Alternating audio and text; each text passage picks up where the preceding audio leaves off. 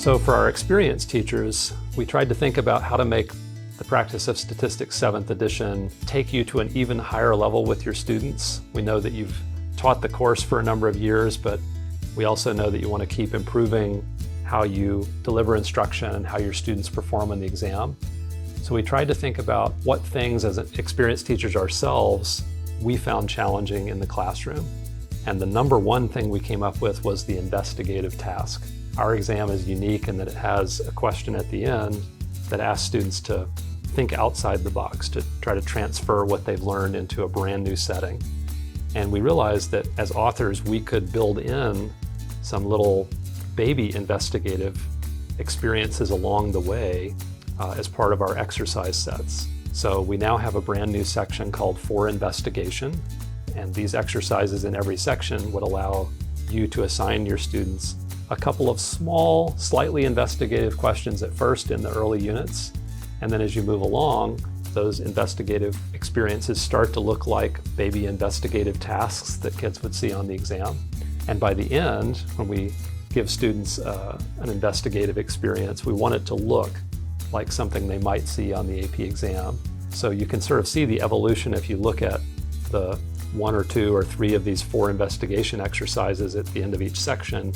You can see them be a little small at first, and then they get a little bit bigger, and then the goal is by the end we want students to feel comfortable doing a multi-part investigative task, which counts quite heavily in the free response scoring. So we think that new feature will excite and intrigue the experienced teachers. It'll also really help the students. We want to help student performance. That's always been our biggest goal.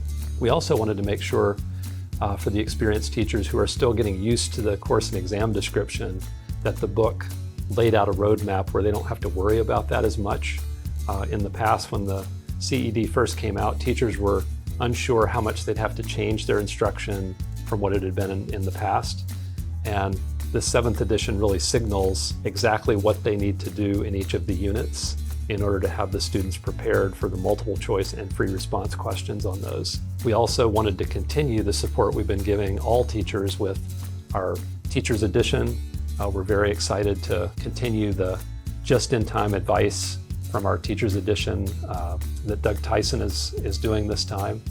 And we think that the experienced teachers will really appreciate hearing that new voice from someone who's also taught the course for a long time, who's had good success with his students. We think the new teachers will benefit also. Doug's advice is really sound for the new teachers, but we're particularly happy that the experienced teachers will get to hear a voice that's different from the one that they might typically hear, which is their own. They've heard their own voice thinking about the course for a while, or maybe some people that they correspond with on the AP teacher community, or maybe at the AP reading. So we really want to make sure that this program continues to support all teachers, whatever their situation, however strong their statistics background. We want to be sure that they feel comfortable using the student edition, and also that they know about all of the great resources that are part of the larger teacher support package.